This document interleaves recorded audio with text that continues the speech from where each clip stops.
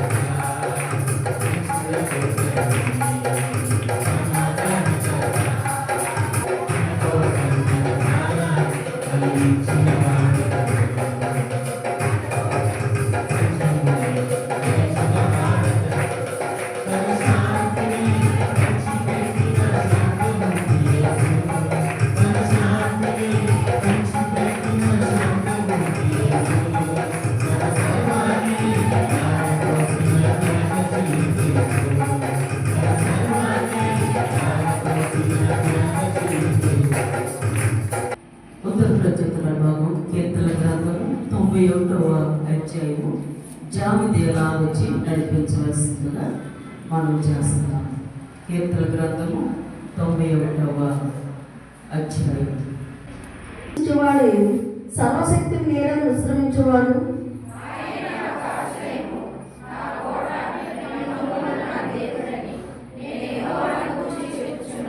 వేటగాని ఉరిలో నుండి ఆయన నిన్ను విడిపించును, నాశనకరమైన తెగులు రాకుండా నిన్ను రక్షించును.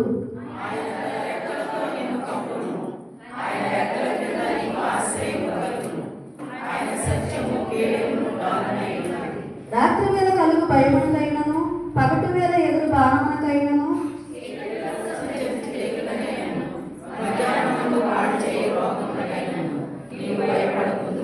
నీ ప్రక్కన 1000 మంది పడినను, నీ కుడి ప్రక్కన 10,000 మంది కూలెదను, అపాయము నీ యొద్దకు రాదు.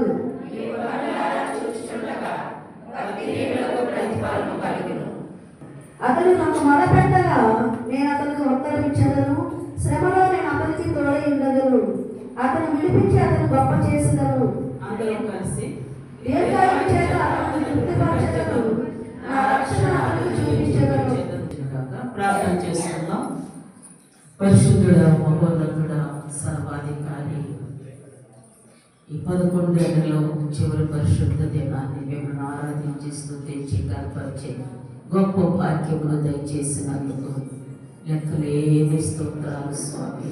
ఈ వారమంతా మీ దయా దాక్షిణ్యములు చూపించి మీ కృపా కటాక్షములు అనుగ్రహించి దేవా, నన్ను వస్త్రాలు ఇచ్చి ఆరోగ్యం ఇచ్చి దేవా, పనుల్లో ప్రయాణాల్లో ప్రార్థనలో సమస్తంలో తోడై ఉన్నందుకు లెక్కలేని స్తోత్రాలు. పరిశుద్ధ దినాన్ని మీ సన్నిధికి వచ్చి ఉన్నాం తండ్రి. మీ వాక్యము ద్వారా మమ్మల్ని బలపరచండి దేవా. మీ వాక్యం మమ్మల్ని బ్రతికేస్తుంది స్వామి. ప్రతి ఒక్కరితో నాతో మాతో మీరు మాట్లాడమని వేడుకొంచున్నాను స్వామి. మీ దాసులు మీ వర్తమానం అందిస్తున్న ఆత్మతో నింపి ప్రతి ఒక్కరితో మీరు మాట్లాడమని యేసునామమున నడుచున్నాం తండ్రి. ఆమేన్. దేవునికి మహిమ కలుగును గాక. ప్రభునందు ప్రియమైన వారలారా, ప్రభు అయిన యేసుక్రీస్తు వారి యొక్క ప్రశస్తమైన నామములో మీ అందరికీ శుభవందన తెలియజేయుచున్నాను. మరి ఈ సమయంలో మన కొరకు ఏర్పాటు చేయబడినటువంటి ధ్యాన భాగముగా మత్తయి సువార్త 21వ అధ్యాయము 28 నుంచి కొన్ని వచనాల కిందకి మనం ధ్యానం చేసుకుందామండి.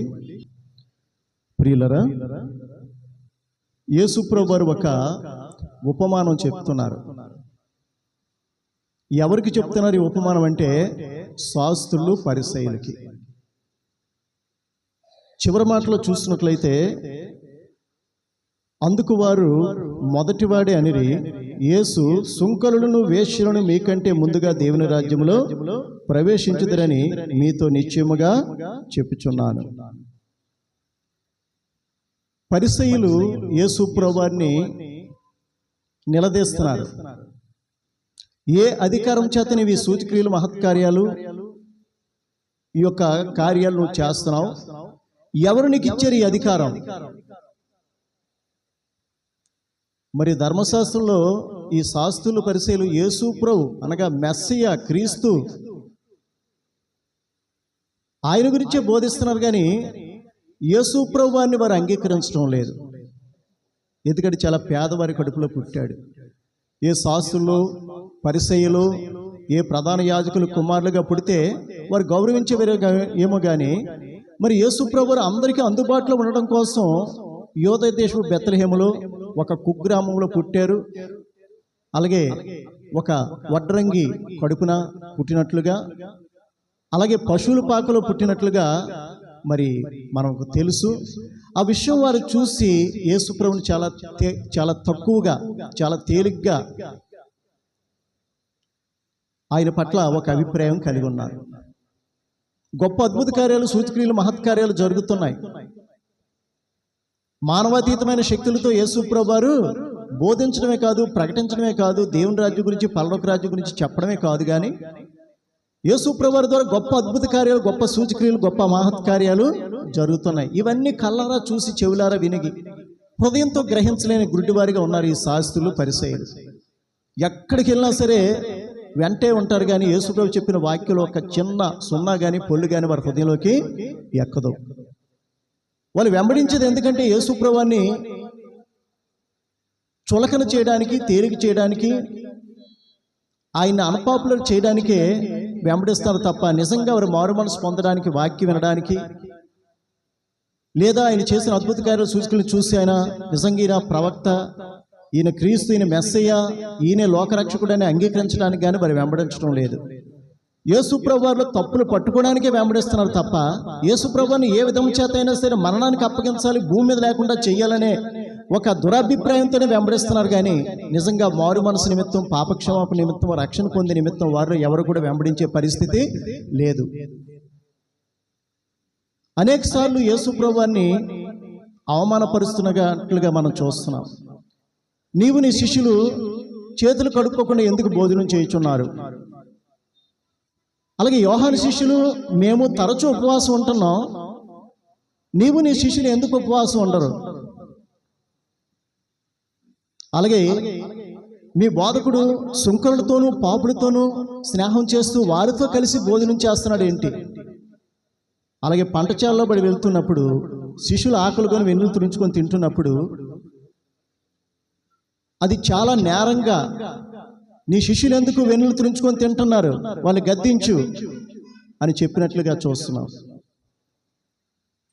ఆయన క్రీస్తు, ఆయన మెస్సయ్య, ఆయన లోకరక్షకుడు, పాప పరిహారకుడు, ఆయన వెంబడిస్తూ ఆయన బోధ వింటూ కూడా వీళ్ళు వారి హృదయంలో యేసు ప్రభు పట్ల ఒక తేలిక బుద్ధి, ఒక చులకన బుద్ధి, ఆయన హేళి చేసి, ఆయన తృణీకరించి, ఆయన విసర్జించే స్థితి వారు కలిగి ఉన్నారు. ప్రజలకు కూడా అదే అభిప్రాయం కలుగు చేయాలని వీరు ప్రయత్నం చేస్తున్నారు. కానీ ప్రజలందరూ ఆయన వాక్యాన్ని విని, ఆయన చేసిన అద్భుతకార్య సూచనలు చూసి ప్రజలు ఆయన హత్తుకుంటూ వెంబడిస్తున్నారు. దేవుని స్తోత్రం. కాబట్టి వారు వేసిన ప్రశ్నకి ప్రభు కూడా సమాధానం చెప్తున్నారు. నేను కూడా మిమ్మల్ని ఒక ప్రశ్న వేస్తాను, దానికి సమాధానం చెప్తే మీకు నేను సమాధానం చెప్తాను. బాప్తిస్మ ఇచ్చే యోహాను ఇస్తున్న బాప్తిస్మం పరలోక సంబంధమైనదా, భూలోక సంబంధమైనదా అని అడిగినప్పుడు వారు ఇరుక్కుని పడినట్టు అయిపోతారు. పరలోక సంబంధమైనది అని చెప్పినట్లయితే, అయితే మీరెందుకు ఆయన బోధ విని మారు మనసు పొంది బాప్తిస్మం తీసుకోలేదు అతని చేత అని అంటారేమని. అలాగే భూ సంబంధమైనది అని అంటే ప్రజలందరూ యోహాను ఒక గొప్ప ప్రవక్తగా భావిస్తున్నారు కాబట్టి ప్రజల చేత రాళ్లతో కొట్టబడతామేమో భయంతో మాకు తెలియదు అని చెప్పేశారు. అప్పుడు యేసుప్రభువు కూడా నేను ఏ అధికారం చేత ఈ కార్యాలన్నీ నేను చేస్తున్నానో నేను కూడా చెప్పను. నా ప్రశ్నకు మీరు సమాధానం చెప్పలేదు కాబట్టి మీరు వేసే ప్రశ్నకు నాకు సమాధానం చెప్పవలసిన అవసరము లేదని ఖండితంగా ప్రభువారు వారికి చెప్పినట్లుగా చూస్తున్నాం. అది చెప్పిన తర్వాత ఇదిగో ఈ ఉపమానం చెప్తున్నారు. ఏంటో ఉపమానం అంటే, మీకేమి తోచుచున్నది, ఒక మనుషునికి 2 కుమారులుండ్రి. అతడు మొదటి వాని యొద్దకు వచ్చి, కుమారుడా, నేడు పోయి ద్రాక్ష తోటలో పని చేయమని చెప్పగా వాడు పోను అని ఉత్తరం ఇచ్చాను గాని పిమ్మట మనస్సు మార్చుకొని పోయెను. ఒక ద్రాక్ష తోట యజమానుడు పెద్ద కుమారుడు మొదటి కుమారుడు దగ్గరికి వచ్చి, నాయనా, ఈరోజు నాకు కొంచెం పని ఉంది, నువ్వు వెళ్ళి మన ద్రాక్ష తోటలో పని చేయించు అని చెప్పినప్పుడు వాడు ముఖం మీదే చెప్పేసట, నేను పోను. ఖండితంగా చెప్పాడు. తండ్రి హృదయం నొచ్చుకుంది. కానీ వాడు తండ్రి వెళ్ళిపోయిన తర్వాత మరలా మనస్సు మార్చుకున్నట. తన మనస్సు మార్చుకొని ద్రాక్ష తోటలోకి వెళ్ళి పని చేయించాడట. తండ్రికి ఆ సంగతి తెలియదు. నా కుమారుడు నా ముఖం మీద ఎంత అవమానంగా మాట్లాడేటేంటి అని చెప్పి నొచ్చుకున్నాడు. కానీ తండ్రి అట్ట వెళ్ళగానే మరలా తిరిగి మనస్సు మార్చుకున్నాడట. మన కాన్సెప్ట్ ఇదే. ఏంటంటే మనస్సు మార్చుకోవాలి. మనస్సు మార్చుకొని దేవుడు చెప్పిన మాట, ప్రతి మాట మనం విన్నప్పుడు, లోబడినప్పుడు, విధేయత చూపించినప్పుడు, తగ్గించుకున్నప్పుడు మనం మారు మనసు పొందుతాం, రక్షణ పొందుతాం, పరిశుద్ధాత్మ అభిషేకాన్ని పొందడానికి మనకి గొప్ప అవకాశం. కాబట్టి ఇక్కడ చూసినట్లయితే పోను అన్నాడు కానీ మనస్సు మార్చుకొని పోయాడు. ఎవరండి? పెద్దవాడు. సరే, పెద్దవాడు పోను అన్నాడు కదా అని చెప్పి ఆ యజమానుడు 2వ కుమారుడు దగ్గరికి వచ్చాడు. నాయనా, ఈరోజు నువ్వు వెళ్ళి మన ద్రాక్ష తోటలో పని చేయించు. వాడు వెంటనే పోదునని చెప్పాడంట. వెళ్తాను తండ్రి, తప్పకుండా అని చెప్పి వాడు వెళ్ళలేదు. వీరిద్దరిలో ఎవడు తన తండ్రి చిత్తాన్ని, ఇష్టాన్ని, సంకల్పాన్ని నెరవేర్చిన వాడు అని అడిగినప్పుడు ఈ శాస్త్రులు, పరిసయ్యులు సమాధానం చెప్తున్నారు, మొదటివాడే అనిరే. మొదటివాడే. ఎందుకంటే వాడు వెళ్ళనన్నాడు కానీ మనస్సు మార్చుకొని వెళ్ళాడు. 2వ వాడు వెళ్తానని చెప్పాడు కానీ వాడు మోసం చేశాడు, తండ్రిని వంచన చేశాడు, వాడు వెళ్ళలేదు. అక్కడ ఆ విలువైన పని ఆ దినాన్న ఆగిపోను. వీరిద్దరిలో ఎవరు తండ్రి చిత్తాన్ని, ఇష్టాన్ని నెరవేర్చాడంటే మొదటివాడే అని ఖచ్చితంగా సమాధానం చెప్పినప్పుడు అప్పుడు యేసుప్రభు వారితో చెప్తున్నారు, సుంకరులను, వేశ్యలను మీకంటే ముందుగా మారు మనసు పొంది దేవుని రాజ్యంలో ప్రవేశిస్తారు. మీరు వెలుపటనే చీకటిలోనే మీరు ఉంటారు, అక్కడ ఏడ్పును పండ్లు కురగటయు ఉంటుంది. అలాగే చెప్తున్నారు, అనేకులు తూర్పు నుండి, పడమటి నుండి, ఉత్తరం నుండి, దక్షిణ నుండి వచ్చి అబ్రహాముతో కూడా, ఇస్సాకుతో కూడా, యాకోబుతో కూడా దేవుని రాజ్యంలో కూర్చుంటారు. కానీ రాజ్య సంబంధులైనటువంటి ఇశ్రాయేలు ఇంటి వారే నశించిన గొర్రెలైనటువంటి మీరు వెలుపటనే చీకటిలోనే త్రోసివేయబడతారు, అక్కడ ఏడ్పును పండ్లు కురగటయు ఉండునని మీతో నిశ్చయముగా చెప్తున్నానని ప్రభువు సెలవిస్తున్నారు. మొదటివాడు దేనికి సాదృశ్యం ఉందంటే మనస్సు మార్చుకొని తండ్రి చిత్తాన్ని, ఇష్టాన్ని నెరవేర్చే కుమారుడిగా ఉన్నాడు. చూడండి, సమాజంలో కొంతమంది చాలా విలువలేని జీవితాలు జీవిస్తూ ఉంటారు. పాపులుగా, సుంకరులుగా, వ్యభిచారులుగా, త్రాగుబోతులుగా, దొంగలుగా, మోసగాళ్ళుగా, అబద్ధకులుగా ఉంటారు. సమాజం అంతా వారిని చాలా తేలిగ్గా, చాలా చులకనగా చూస్తుంటది. అరే, వీళ్ళు పాపులు, వీళ్ళు వ్యభిచారులు, వీళ్ళు దొంగలు, వీళ్ళు మోసగాళ్ళు, వీళ్ళు అబద్ధకులు, వీరు మాత్రం దేవుని రాజ్యంలో ప్రవేశించరు, వీరు చాలా దేవునికి దూరంగా జీవిస్తున్నారు. తృణీకరించబడినటువంటి, విసర్జింపబడినటువంటి అసహ్యమైన జీవితాలు జీవిస్తున్న వారే ఒక దినాన్న దేవుని వాక్యం విని మారు మనసు పొంది వారి పాపాలు ఒప్పుకొని విడిచిపెట్టి ప్రభువును సొంత రక్షకుడు వారి హృదయాల్లో చేర్చుకొని జీవితాలు మార్చుకొని పరలోక రాజ్యానికి, నిత్యజీవ లోకానికి వెళ్తారని ఇక్కడ ప్రభు సెలవిస్తున్నాడు. చూడండి, లూకా సువార్త 7వ అధ్యాయము 29-30 వచనాలు. ప్రజలందరూ, సుంకరులు, వేశ్యులు, పాపులు, వీళ్ళందరూ కూడా యోహాను చెప్పిన బోధ విని దేవుడు సత్యవంతుడని నమ్మి ఆయన వాక్య విని మారు మనసు పొంది మారు మనస్సు నిమిత్తము పాప క్షమాపణ నిమిత్తము యోహాను చేత బాప్తిస్మం పొంది దేవుడు ఉచితంగా ఇచ్చిన కృపను రక్షణ పొందుకున్నారు. కానీ ఈ శాస్త్రులు పరిసయ్యులట ఏం చేశారటండి, అతని బోధ విననొల్లక యోహాన్కి పట్ల వారికి ఒక మనసులో ఒక తేలిక బుద్ధి ఉంది. వీడు అరణ్యంలో ఉంటాడు, ఎక్కడి నుంచి వచ్చాడో తెలియదు, అరణ్యంలో ఉంటాడు. ఈ యొక్క తోలిదట్టి ఉంటే తోలిదట్టు కట్టుకుంటాడు, మిడతలను తేనె వీడికి ఆహారం అని ఒక చులకన భావన, ఒక తక్కువ బుద్ధి వారు కలిగి ఉండి యోహాను కూడా తృణీకరిస్తున్నారు. ఈ సుంకరులు పాపులు వీళ్ళని తీసుకున్నారంటే అది వారికి సరిపోయింది. కానీ మేము అతని దగ్గరికి వెళ్ళి అతని వాక్యాన్ని వినడానికి కానీ అతని చేత బాప్తిసం తీసుకోవడానికి కానీ నాకు ఎటువంటి అంత తేలికైన వరం కాదన్నట్టుగా మాట్లాడుకుంటున్నారు. కాబట్టి శాస్త్రులు పరిసయ్యులు యోహాను బోధ విననొల్లక అతడిచ్చే బాప్తిసం తీసుకొనక దేవుడి కంటే అనగా ప్రభువు కంటే యోహాను కంటే తమను తాము హెచ్చించుకుంటున్నారు. కానీ వీరట దేవుడు వారి పట్లున్న ప్రణాళిక ఉద్దేశాలను ఏం చేస్తారట, తృణీకరించి నిరాకరించి తమ్మును తామే నిత్య జీవానికి అపాత్రులుగా చేసుకుంటున్నారని ఇక్కడ స్పష్టంగా వ్రాయబడి ఉంది. అలాగే చూసినట్లయితే మరి చూడండి, వ్యభిచారం అందు పట్టబడిన స్త్రీ వాళ్ళందరూ చేతితో రాళ్ళు పట్టుకొని వచ్చారు కొట్టి చంపడానికి. మోషే ధర్మశాస్త్రం ఇలాగుంది, వ్యభిచారం చేస్తుండగా పట్టబడింది. కానీ ఆ స్త్రీ మనస్సు మార్చుకుంది. ప్రభు ఆమె వైపు చూసి, అమ్మా నిన్నెవరూ శిక్షించలేదా, నేను కూడా నిన్ను శిక్షించను, ఇకను పాపము చేయకన్నప్పుడు ఆమె గొప్ప సాక్షిగా మారిపోయింది. ప్రభువుకి మంచి శిష్యురాలుగా మారిపోయింది ఒక్క మాటతోనే.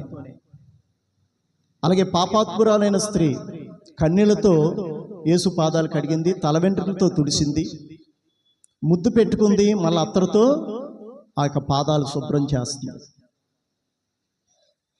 ఆమె కూడా, కుమారి నీ పాపాలు క్షమించబడి ఉన్నవి, సమాధానం కలదనవే పొమ్మని చెప్పినప్పుడు ఆమె కూడా మారు మనసు పొంది ఆమె కూడా పాప క్షమాపణ రక్షణ పొంది ప్రభు ఇచ్చిన నిత్య జీవాన్ని పొందుకున్నట్లుగా చూస్తున్నాం. అలాగే చూసినట్లయితే సమరయ స్త్రీ బావి దగ్గర కలుసుకున్నారు. ఆ నిత్య జీవం ఏదో నాకు అని అడిగింది. నేను ఇంత దూరం రాకుండానట్లు, ఇంత లోతైన బావిలో నీరు తోడుకొనుకుంటున్నట్లు, నేను దప్పికొనుకుంటున్నట్లు ఆ జీవజాలం మీద నాకు ఇవ్వమన్నప్పుడు నీ వెళ్ళి నీ పెనిమిటిని తీసుకొని రమ్మని చెప్పినప్పుడు ఆమె పెనిమిటి లేడని చెప్పింది. ఆయన ఆ మాటకు చాలా సంతోషించారు. నిజమే, నీకు పెనిమిటి లేడు, సత్యమే చెప్పావు, నిజమే చెప్పావు అని చెప్పి ఆమె యొక్క పరిస్థితిని చెప్పినప్పుడు ఆమె కూడా మారు మనసు పొందినట్లుగా రక్షణ పొందినట్లుగా ఆ సమరయ పట్టణంలో ఉన్న స్త్రీలందరికీ కూడా ఆమె నాయకురాలుగా ముందుండి ప్రభు దగ్గరికి తీసుకొచ్చింది. వారు కూడా అంటున్నారు, ఇంతవరకు నువ్వు చెప్పిన మాటలు బట్టి మేము నమ్మాము, ఇప్పుడు స్వయంగా ఆయన మాటలు విన్నాం, ఈయనే నిజంగా ఈ లోక రక్షకుడని నమ్మి విశ్వసిస్తున్నాం అని చెప్పి ఇంకా 3 దినాలు వారి దగ్గర ఉండాలని, వాక్యం బోధించాలని వారు కోరుకున్నట్లుగా చూస్తున్నాం. కాబట్టి ఇక్కడ చూసినట్లయితే సుంకరులను వేశ్యలను పాపులే వాక్యం చేత గుచ్చబడి పశ్చాత్తాపడి మారు మనసు పొంది రక్షణ పొందినట్లుగా చూస్తున్నాం. జక్కి ఉన్నాడు, అందరూ ఏమంటున్నారండి, లంచగొండి పాపి పాపి అనే మనుషుని వెంట బస్సే వెలుచున్నాడని అంటున్నాడు. కానీ ప్రభు ఏమంటున్నాడంటే, అతడు తన తప్పులు ఒప్పుకున్నప్పుడు, పాపాలు ఒప్పుకొని విడిచిపెట్టినప్పుడు, ఇదిగో ఇతడును అబ్రహాము కుమారుడే, ఎందుకనగా నేడు ఇంటికి రక్షణ వచ్చి ఉన్నది. అతను బట్టి తన ఇంటికే రక్షణ వచ్చినట్టుగా చూస్తున్నాం. అలాగే యేసుప్రభువు వెళ్తూ త్రోవలో ఓ చెట్టు కింద ఒక సుంకరు ఉంటాడు, అతని పేరు లేవి. నువ్వు వచ్చి నన్ను వెంబడించమని అనగానే వెంటనే ప్రభువును వెంబడించినట్లుగా మనం చూస్తున్నాం. కాబట్టి యేసుప్రభువు ఎందుకు చెప్తున్నారు ఈ మాట అంటే, సుంకరులను వేశ్యలను పాపులుగా ఉన్నటువంటి వారు సమాజంలో తృణీకరించబడి అసహ్యమైన జీవితాలు జీవిస్తున్న వారే తూర్పు నుండి పడమర నుంచి ఉత్తరం నుంచి దక్షిణం నుంచి వచ్చి యాకోబుతోనూ అబ్రహాం ఇస్సాకు యాకోబులతో కూర్చుంటారు. కానీ రాజ్య సంబంధులు అంటే నశించిన ఇశ్రాయేలు ఇంటి వారే, నశించిన గొర్రెలు. రాజ్య సంబంధాలు అంటే ఎవరండి? నిజంగా ఇశ్రాయేలీలు. నిజంగా ఎవరి కోసం లోకరక్షకుడు వచ్చాడంటే మొదట ఇశ్రాయేలు 12 గోత్రాల్లో నశించిన గొర్రెల యొద్దకే వచ్చారు, కానీ వారు తృణీకరించారు, వారు విసర్జించారు, వారు దేవుని యొక్క సంకల్పాన్ని దానికి లోబడిన వారిగా ఉన్నారు. కాబట్టి ఆ యొక్క పరిస్థితిని ప్రభు అన్యజనుల వైపు త్రిప్పివేసినట్లుగా చూస్తున్నాం. చూడండి, అపోస్తలుల కార్యాలు 13వ అధ్యాయము 44 నుంచి 48 వచనాలు. అపోస్తలుల కార్యాలు 13వ అధ్యాయం అపోస్తలుల కార్యాలు 13వ అధ్యాయం. అది మరుసటి విశ్రాంతి దినమున దాదాపుగా ఆ పట్టణమంతయు దేవుని వాక్యమును వినుటకు కూడి వచ్చిరి. యూదులు జనసమూహములను చూచి మత్సరముతో నింపబడి దూషించుచు పౌలు చెప్పిన వాటికి అడ్డము చెప్పిరి. అప్పుడు పౌలును బర్నబాయు ధైర్యముగా ఇట్లా, నేను జాగ్రత్త వినండి, దేవుని వాక్యం మొదట మీకు చెప్పుట ఆవశ్యమే, అయినను మీరు దానిని త్రోసివేసి మీకు మీరే నిత్య జీవమునకు అపాత్రులుగా ఎంచుకొనుచున్నారు. కనుక ఇదిగో మేము అన్యజనుల యొద్దకు వెళ్ళుచున్నాము, యాలయనగా భూదిగంతముల వరకు రక్షణార్థంగా ఉండినట్లు నిన్ను అన్యజనులకు వెలుగుగా ఉంచుచున్నాను అని ప్రభు మాకు ఆజ్ఞాపించి ఉన్నాడు. చదవండి. అన్యజనుల మాట విని సంతోషించి దేవుని వాక్యమును మహిమపరిచిరి. మరియు నిత్యజీవమునకు నిర్ణయింపబడిన వారందరూ మరియు నిత్యజీవమునకు ఏర్పాటు చేయబడిన వారందరూ కూడా ఏం చేశారటండి? విశ్వసించిరి. చాలండి, దేవుని స్తోత్రం. కాబట్టి ఇక్కడ చూసినట్లయితే దేవుని వెంబడించే స్థితిలోనే ఉన్నారు. ఆయన చేసిన అద్భుత కార్యాలు, సూచకులు, మహత్కార్యాలు చూస్తున్నారు, వింటున్నారు. కానీ గ్రహింపు లేని వారిగా తమ్మును తాము దేవుని కంటే, దేవుడు పంపించిన ప్రవక్తల కంటే హెచ్చించుకొనుచు దేవుడు వారికి ఉచితంగా ఇచ్చినటువంటి రక్షణను, ఉచితంగా ఇచ్చినటువంటి ఆ యొక్క కృపను వారు పొందలేని స్థితిలో ఉన్నారు. దేవుని స్తోత్రం. ఇక్కడ పెద్ద కుమారుడు దేనికి సాదృశ్యం ఉన్నాడండి? పోను అని చెప్పాడు, కానీ మనస్సు మార్చుకొని పోయాడు. మరి సమాజంలో అనేక మంది తృణీకరింపబడి, విసర్జింపబడి, అసహ్యులుగా ఉన్నప్పటికీ కూడా ఒకానొక సమయం వచ్చినప్పుడు వారే దేవుని యొక్క వాక్యాన్ని విని, వాక్యం ద్వారా హృదయంలో గుచ్చబడి, పశ్చాత్తాపడి వారి పాపాలు ఒప్పుకొని విడిచిపెట్టినట్లుగా మనం చూస్తున్నాం. అందుకే ప్రభు అన్నాడు, సుంకరులను, వేశ్యులను మీకంటే ముందుగా దేవుని రాజ్యంలో ప్రవేశించరు, కానీ మీరు వెలుపటనే చీకటిలోనే పండ్లు కొరికి ఏడ్చి గగ్గోలు పెట్టే స్థలంలో మీరు ఉంటారు, కానీ మీరు దేవుని రాజ్యంలో ప్రవేశించలేరని. మరి పెద్ద కుమారుడు ఆ యొక్క వెళ్ళను అనేటటువంటి జీవితం కలిగి ఉన్నటువంటి వాడిగా ఉండి కూడా మనస్సు మార్చుకుని అతడు వెళ్ళినట్లుగా మనం చూస్తున్నాం. రెండవదిగా చూసినట్లయితే పోదును అని చెప్పాడు, కానీ రెండో వాడు పోలేదు. పోదును అన్నాడు, వెంటనే అంగీకరించాడు. తండ్రి వెళ్తాను, నేను వెళ్ళి నువ్వు చెప్పినట్లుగానే మన ద్రాక్ష తోటలో పని చేస్తాను అని చెప్పాడు, కానీ వాడు పోలేదు. అంటే మనుషులు ఎదుట, సమాజం ఎదుట, వ్యక్తిగత కుటుంబ సమాజ జీవితంలో వీరు ఎలాగుంటారంటే మేము వెళ్తాము అన్నట్టుగా ఉంటారు. వారి ప్రవర్తన, వారి స్వభావం, వారి జీవిత విధానము ఎలా ఉంటుందంటే మనుషుల ఎదుట, మనుషులకు మాత్రమే కనిపించే విధంగా మేము పరలోకానికి వెళ్తాము అన్నట్లుగా జీవిస్తారు. క్రమం తప్పకుండా వారి మందిరానికి వెళ్తారు, వాక్యం వింటారు, ప్రార్థన చేస్తారు, కానుకలు ఇస్తారు, గృహకూటాలు కూడా ఏర్పాటు చేసుకుంటారు. కానీ వారి లోపట ప్రవర్తన, లోపట వారి యొక్క ఆధ్యాత్మికత లేదా వారి ఆత్మీయత ఎలా ఉంటుందంటే దేవునికి దూరంగా ఉంటుంది. కేవలం మనుషుల యొక్క మహిమ. ఈ రెండవ కుమారుడికి సాదృశ్యం ఎవరున్నారంటే ఈ యొక్క శాస్త్రులు, పరిసయ్యులు, ప్రధాన యాజకులు, ఈ యూదులు. ఏమన్నారు? వెళ్తాము అన్నట్టుగా ఉన్నారు, కానీ వీరు వెళ్ళరు. చూడండి, చూసినట్లయితే తామే నీతిమంతులం అనుకుని ఇతరులను తృణీకరించి వారి విషయంలో ఈ యొక్క ఉపమానం ప్రభువు సెలవిస్తున్నాడు. తామే నీతిమంతులమని అనుకొని తమలో తాము అనుకున్నారు, కానీ వారిలో ఆ నీతి దేవుడు చూడలేకపోతున్నాడు. తామే నీతిమంతులమని అనుకొని ఇతరులను తృణీకరించేవారు, ఇతరులను గేలి చేసేవారు, ఇతరులను విమర్శించేటటువంటి వారి గురించి ఉపమానం చెప్పాడు. ఏంటో ఉపమానం అంటే, ఇద్దరు దేవాలయానికి వెళ్ళారు. ఒకడు పరిసయుడు, రెండోవాడు సుంకరి. పరిసయుడు నిలుబడి ఏం ప్రార్థన చేశాడు అందరికీ తెలుసు. దేవా, నేను చోరులను, అన్యాయస్తులను, ఇతరులైన వ్యభిచారులైన ఇతర వారి వలన నేను ఉండనందుకు, ఇదిగో సుంకరి వలన నేను ఉండనందుకు నీకు కృతజ్ఞతాస్తుతులు చెల్లిస్తాను. నేను అన్యాయస్తులను, చోరులను, వ్యభిచారులైన ఇతర మనుషుల వలనైనను ఉండనందుకు నీకు స్తోత్రాలు. ఇదిగో ఈ సుంకరి వలనైనను ఉండనందుకు నీకు స్తోత్రాలు చెల్లిస్తున్నాను. వారానికి 2 సార్లు ఉపవాసం ఉంటున్నాను. నా సంపాదన అంతట్లో నేను 10వ భాగము ఇస్తున్నాను. పరిసయుడి ప్రార్థన ఎలాగుంది, కానీ సుంకరి ప్రార్థన ఎలాగుందండి? సుంకరి ఆకాశం వైపు కన్నులెత్తుడికైనా ధైర్యము చాలక రొమ్ము కొట్టుకొనుచు, దేవా, పాపినైన నన్ను కరుణించు. ఆకాశం వైపు కన్నులెత్తడానికి ధైర్యం చాలట్లేదట, మందిరంలో అడుగు పెట్టడానికి ధైర్యం చాలట్లేదట.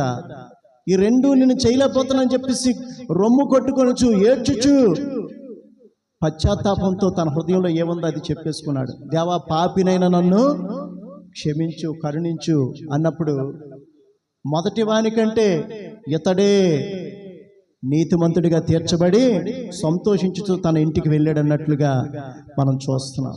దేవుని స్తోత్రం. చూసారా, ఎవరిని నీతిమంతుడిగా తీర్చాడు?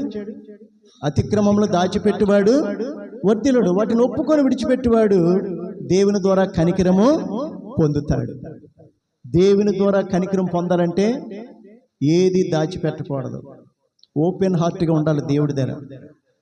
నువ్వు భార్య దగ్గర, లేదా భర్త దగ్గర, లేదా తల్లిదండ్రుల దగ్గర, లేదా పిల్లల దగ్గర నువ్వు ఎటువంటి అతిక్రమాలు దాచినా యెహోవా కన్నులు ప్రతి స్థలం మీద ఉన్నవి, అవి మంచివారిని చెడ్డవారిని చూచుచున్నవి. అగాధము, పాతాళము, అగాధ కోపము ఆయనకి స్పష్టంగా కనిపిస్తుంది. నరుల హృదయంలో ఉన్న చెడుతనం అంతకంటే గొప్పగా కనిపిస్తుందని చెప్పేసి వాక్యం స్పష్టంగా సెలవిస్తుంది. అలాగే ఇంకో మాట ఉంది, దేవుడు మన హృదయం కంటే అధికుడై, జాగ్రత్త వినండి, దేవుడు మన హృదయం కంటే అధికుడై సమస్తమును ఎరిగి ఉన్నాడు. కనుక మన హృదయము, మన మనస్సాక్షి ఏ ఏ విషయములలో మన మీద దోషారోపణ చేయుచున్నదో ఆయా విషయములలో మనము దేవుని ఎదుట మన హృదయములను సమ్మతి పరుచుకొందము. దేవుని స్తోత్రం. కాబట్టి పోతానని చెప్పాడు, కానీ పోలేదు. ఎవరండి? చిన్న కుమారుడు. ఇక్కడ పరిసయ్యుని ప్రార్థన విన్నాం. ఎదుటివాడిని తృణీకరిస్తున్నాడు, తను గొప్పవాడిగా, నీతిమంతుడిగా దేవుని ఎదుటి కనపరుచుకున్నాడు. కానీ దేవునికి తెలియదు ఆ విషయం. ఎవరో నీతిమంతులు ఒప్పుకొని విడిచిపెట్టినవాడు నీతిమంతుడిగా అక్కడ తీర్చబడి సంతోషిస్తూ ఇంటికి వెళ్ళినట్లుగా చూస్తున్నాం. అలాగే పరిసయ్యుడు భోజనాన్ని పిలిచాడు యేసుప్రభుని. ఆమె ఏం చేస్తుందో మనందరికీ తెలుసు.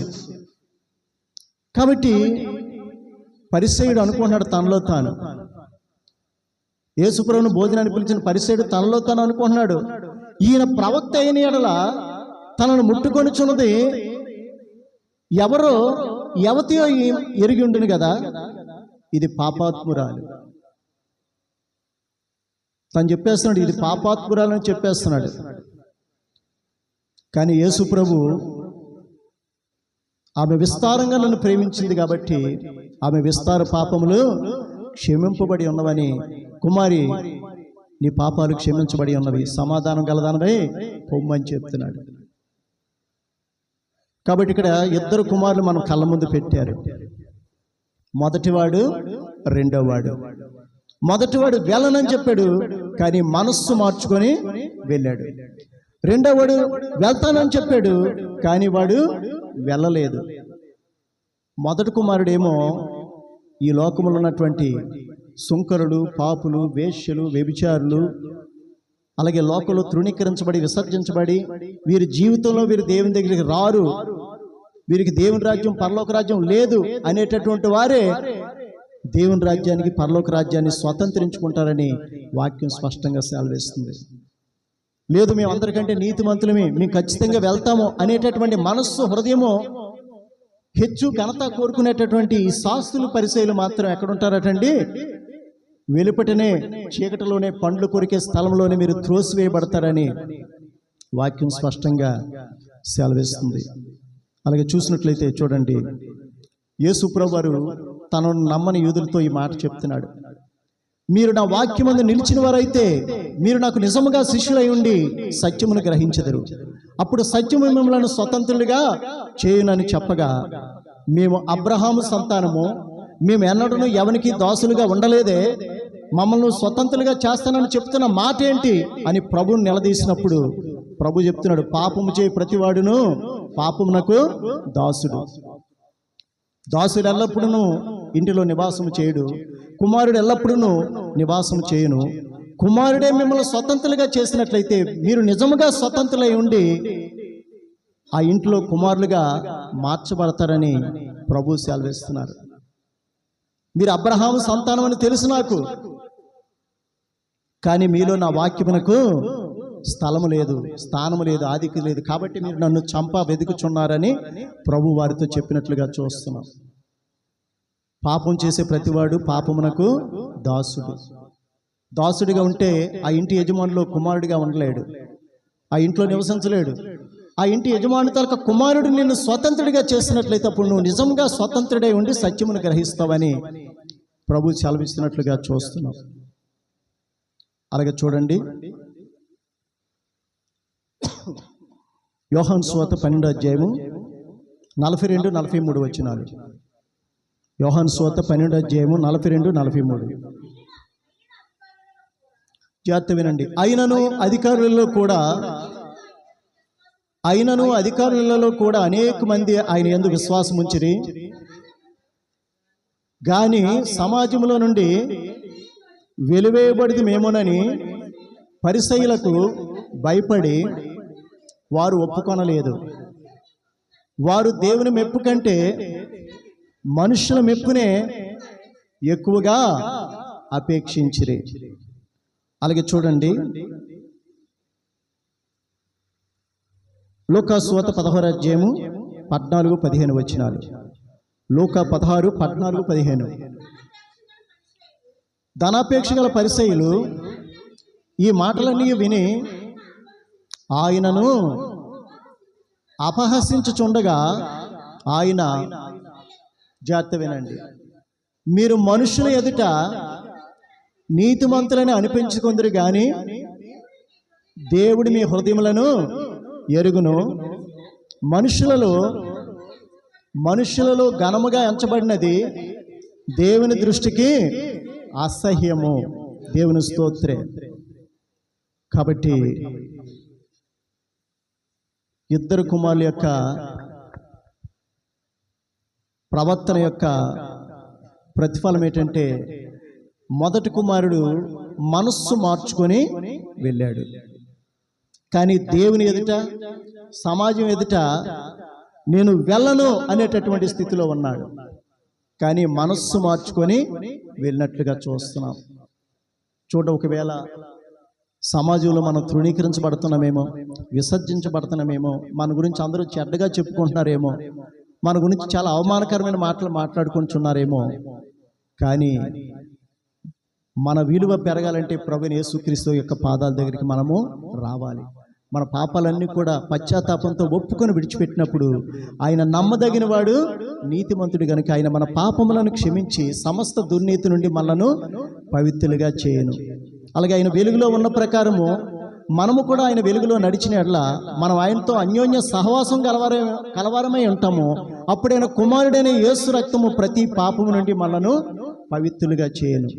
ఈ లోక సంబంధమైన మనుషులు మళ్ళీ అర్థం చేసుకోకపోయినా దేవుడు మనం అర్థం చేసుకోవాలంటే మనకున్న స్థితిగతుల్ని దేవుని సంధిలో పశ్చాత్తాపంతో విరిగి నలిగిన హృదయంతో కన్నీటితో మనం ఒప్పుకొని విడిచిపెట్టినప్పుడు దేవుడు మనల్ని క్షమించి మన నీతిమంతులుగా చేసి, ఎవరి దగ్గర నువ్వు అవమానం పొందావో, ఎక్కడ తలదించుకున్నావో, ఎక్కడ నువ్వు తృణీకరించబడ్డావు, అదే స్థలంలో దేవుడు నిన్ను హెచ్చించి గణపరిచి వర్ధిల్లింప చేసి నీ తల ఎత్తుకొని తిరిగే విధంగా దేవుడు నిన్ను చేస్తాడు.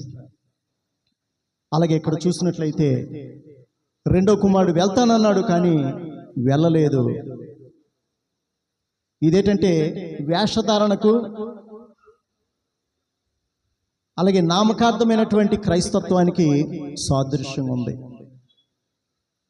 ఈ స్థానంలో ఎవరు ఉన్నారంటే శాస్త్రులు, పరిసయ్యులు ఉన్నారు. ఒకవేళ శాస్త్రుల వలె, పరిసయ్యుల వలె, సద్దూకయ్యుల వలె, ప్రధాన యాజకుల వలె, సమాజ మందిరపు అధికారుల వలె ప్రభు మీద హెచ్చించుకునే వరంగా ఉన్నామేమో, ప్రభువు కంటే ఉన్నతమైన స్థితిలో మేము ఉన్నామని అనుకుంటున్నామేమో.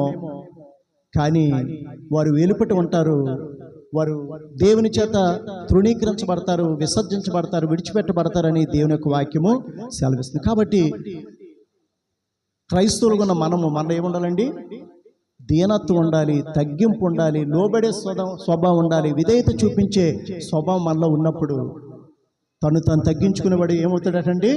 హెచ్చించబడతాడు. తను హెచ్చించుకునేవాడు తగ్గించబడతాడు. దేవుడి పరిశుద్ధ మాటలు మనందరి వినికిల్లో, హృదయాల్లో నురొంతులుగా ఫలింప చేయనుగాక. ఆమేన్, ఆమేన్.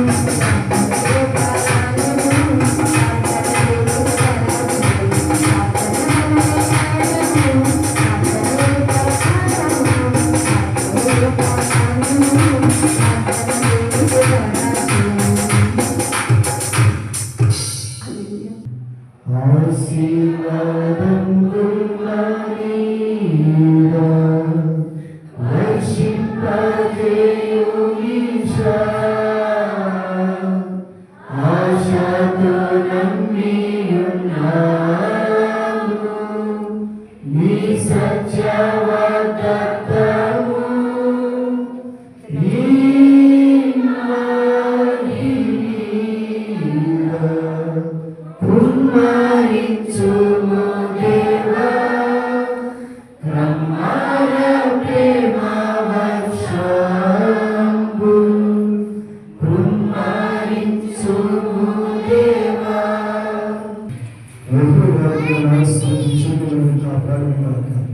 యేసుక్రీస్తు ప్రభువు తన సన్నిధిని మీ మీద ప్రకాశింపజేసి మిమ్మల్ని కరుణించును గాక.